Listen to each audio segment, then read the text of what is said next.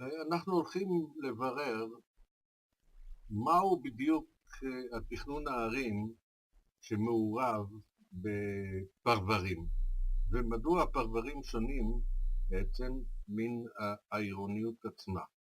עכשיו, פרבר הוא שונה קודם כל מפני שהוא מסודר בצורה מעובדת. אנחנו רואים בתמונה מצד ימין את העיר עם הרשת הנורמלית שלה, ומצד שמאל אנחנו רואים שהפרבר הוא מין רשת, אבל קשה לראות בה את העיר מפני שהרשת הזאת היא מנותקת כל הזמן.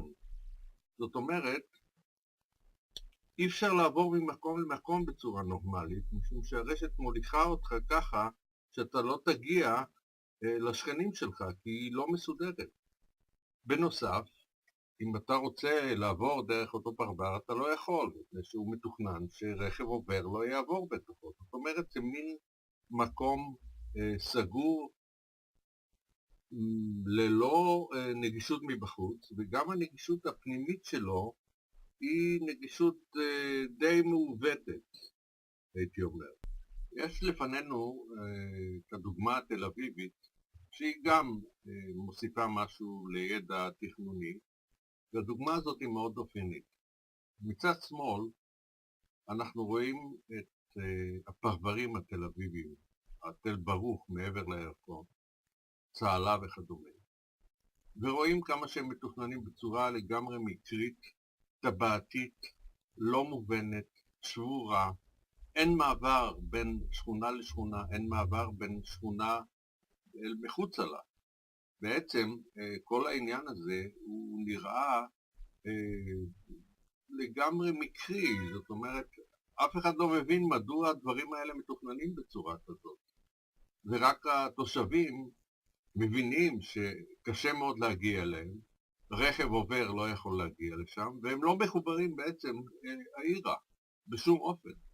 גם התחבורה הציבורית שמגיעה לשם, גם היא לא יכולה להתמצב ולהתפזר בתוך השכונה הבלתי ברורה הזאת ולהביא נוסעים, כאשר הדרכים הן לא ברורות וקשה לאנשים להתמצב בתוך. מצד ימין אתם רואים את הפשטות של צפון תל אביב, ואחת הסיבות שצפון תל אביב הצליחה זאת הפשטות של התכנון, הבהירות. תראו את השדרה, שדרות בן גוריון, ואת כיכר דיזנגוף, ואת רחוב דיזנגוף, כמה שפשוט להתמצא בזה, וגם את הגינות הקטנות שהן מוגנות על ידי כבישים משניים ושקטים, ומאפשרים גם מגורים שקטים בתוך העיר ההומה. ולמעשה אלה הן שתי השיטות האפשריות. אחת, פרברית, שכונתית, שבורה, מנותקת, בעצם חוסר תכנון מוחלט, ספורדי, ונראה מקרי לחלוטין. והשיטה השנייה היא השיטה העירונית, המקובלת, הפשוטה, הבלתי שבורה, שבה אפשר לעשות המון וריאציות, אפשר לחדש ואפשר להתקדם ואפשר לעשות תכנונים מאוד מתקדמים, אם המתכנן מבין על מה עומד לפניו. אם אנחנו מסתכלים מה קורה עם אוכלוסיית העולם 100 השנה האחרונות, ונעשה דיאגרמה פשוטה, אנחנו רואים שהחיים הפרבריים בשנת 1900 היו בסדר גודל של 20% מאוכלוסיית העולם, ולעומת זה הכפריים היו כ-50%. בשנת 2000, מה שנקרא פרבר, סובורביה, גדל ל-40% מאוכלוסיית העולם, והאוכלוסייה הכפרית קטנה כמעט בחצי. לעומת זה, אחוז האנשים שגרים בתוך עיר אמיתית לא השתנה בהרבה, זה סביבות ה-10% בערך. ואלה שגרים בערים פרובינציאליות קטנות, טיפה האוכלוסייה שלהם גדלה. אבל אנחנו מדברים באופן אבסולוטי על מספרים מאוד גדולים, מפני שב-1900 אלה שהיו גרים בפרברים, אותם 20%, היו חצי מיליארד איש. והיום 40% של חיים בפרבר זה 2.8, כמעט 3 מיליארד איש, זאת כמות ענקית.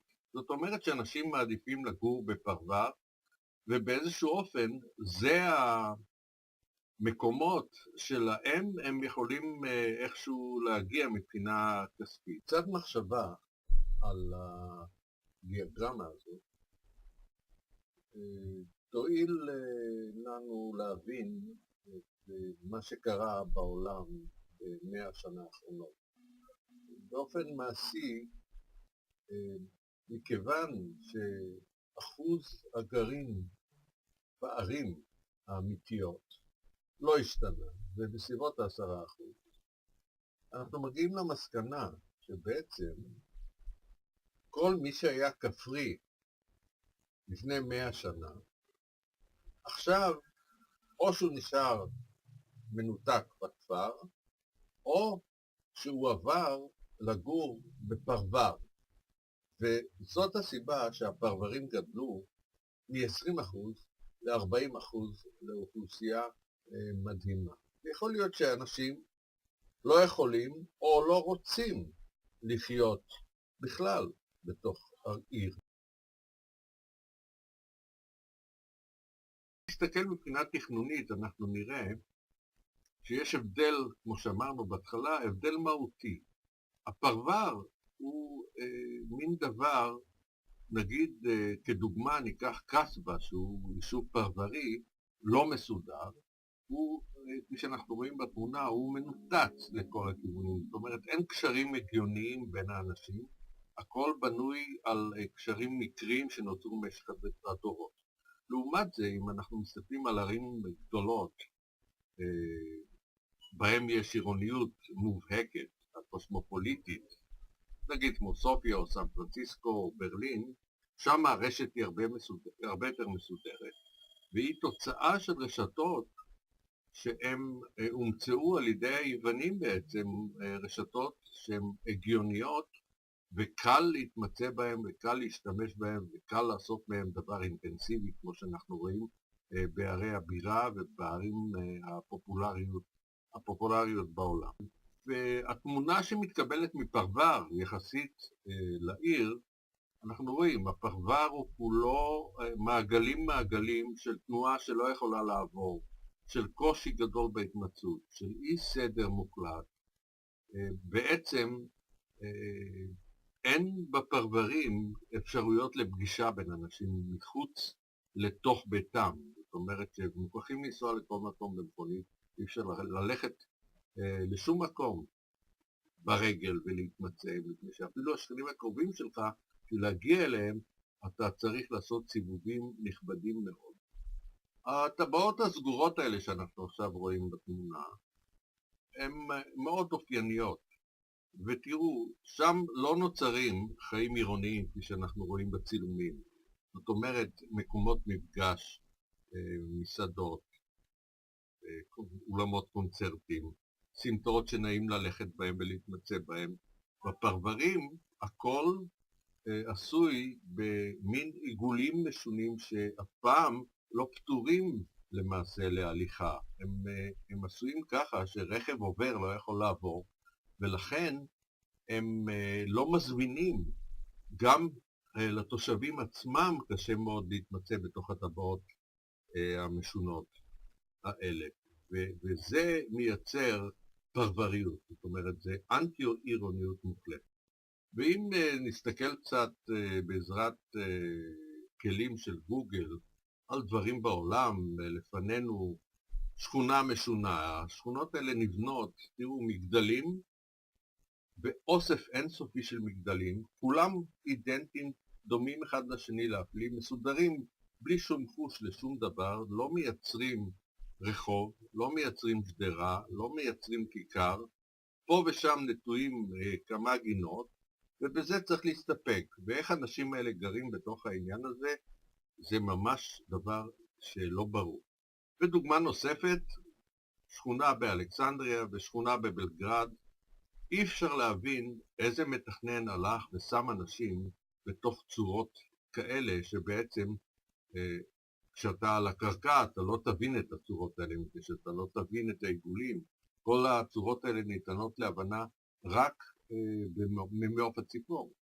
ובעצם יש פה מין עיצוב כזה מוזר, כאילו שתכנון ערים הוא עיצוב של איזה עיגולים ואיזה קשתות ואיזה גיאומטריה מוזרה שלא מסתדרת עם שום דבר. ודוגמה בפקיעין, אתם רואים שבעצם מה שאנחנו רואים במציאות, בצילום, אנחנו רואים בתים ללא קשר לסביבה שלהם, מגדלים שלא קשורים לשום, הם לא מייצרים רחוב, הם לא נמצאים בכיכר, הם לא מזמינים אותך לגשת אליהם, ושורות הבתים הן מתעגלות. למה הן מתעגלות?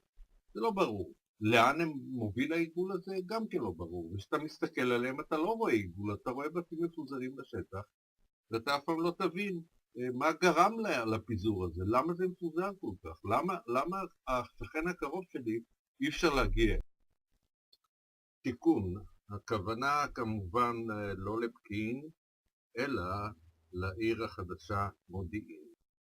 ולסיכום, מצד ימין אנחנו רואים את השיטות העירוניות השלמות, המערכות שהן לא שבורות, הן מזמינות, הן ברורות, אפשר להסתובב בהן, אפשר להגיע ממקום למקום בצורה יחסית פשוטה. ותראו, בכוונה שמתי פה את עכבר העיר שמרגיש בנוחיות בתוך העיר הזאת, ומצד ימין אתם רואים את הניתוץ ואת השברים שמייצרים המתכננים במקום ליצור רחובות, במקום ליצור כיכרות, במקום ליצור שדרות, הכל מפוזר בצורה שנראית לגמרי מקרית ולגמרי לא ברורה, ועכבר השדה רק יכול לסבול מן המקומות האלה. עירוניות נראית בערך ככה, היא נראית רחובות, היא נראית שדרות, היא נראית סידור, היא נראית משהו מזמין, היא נראית משהו שאפשר להקל ואפשר להסתובב ואפשר להתמצא בו. לעומת הפרבר. הפרבר הוא מקום שמלמעלה הוא נראה מוזר, כשאתה בא מתקרב אליו אתה לא מבין שום דבר, מפני שהצורות הן בלתי מובנות ממראה למטה, מעיניו של הולך הרגל. הוא לא מבין למה הוא גר בדברים כאלה, והוא בעצם נמצא במין מקום שהוא סגור בעצם עליו, אין לו איפה להיפגש, אין לו איפה לרדת, אין לו איפה לטייל, אין לו את הכיכר, אין לו את פינת הרחוב, ואין לו את המוסדות התרבותיים או החברתיים שבדרך כלל קיימים בתוך הערים. תראו מקום שנבנה על מקום שבעצם שם עיר לא יכולה להיבנות ולא יכולה להתקיים, זה הפסגות של הר הכרמל ליד חיפה, ותראו איך שזה נראה בתמונה. הולך הרגל לא מבין למה הוא נקלע פה, לאן הוא הולך ומה קורה. זאת אומרת, הוא לא יכול ללכת בצורה רצופה, משום שהמבנים והתוצרת שנוצרה פה היא איננה תוצרת אנושית, היא תוצרת לגמרי פרברית ולגמרי לא רצויה. להשוואה נוספת, ברומא, אתם רואים מצד שמאל מערכת של בתים שבנויים כמו מניפה, מדוע אף אחד לא יכול להבין, מצד ימין מערכת שהיא הרבה יותר עירונית, הרבה יותר מוסדרת, עם כיכרות, עם שדרות, עם מקומות ריכוז, עם בניינים יותר גדולים, עם בנייני ציבור שונים, שאתה יכול להבין אותם ולהגיע אליהם, לעומת השמאלי שהוא נראה מקרי לחלוטין. נכון שיש שם עצים, אבל העצים האלה לא נותנים שום דבר. הם רק נותנים ירק, אבל זה לא מספיק. זה לא מקומות שאנשים רוצים להתאסף בהם או לטייל בהם. ולסיכום, אם אנחנו לומדים על תכנון ערים, אנחנו צריכים ללמוד מהערים הקוסמופוליטיות שמקיימות את התכנון העירוני הטוב במלוא מובן המילה. ואנחנו רואים ששם יש רשתות פחות או יותר שלמות, לא שבורות, מזמינות, עם הולכה מכיכר לכיכר, עם שדרות שמקיימות באיזשהו אופן, איזשהו בסיס לסיבוב בתוך העיר, להגעה ממקום למקום, ובעיקר אנחנו רואים מרחבים ציבוריים שהם מוגנים ומזמינים. זאת אומרת, אתה רוצה להיות שם משום שרוב האנשים נמצאים שם, ורוב האנשים מקיימים את הקניות שלהם שם, או את הבילויים שלהם שם, או את חיי החברה שלהם שם, או את חיי התרבות שלהם שם. כל זה בפרברים כאמור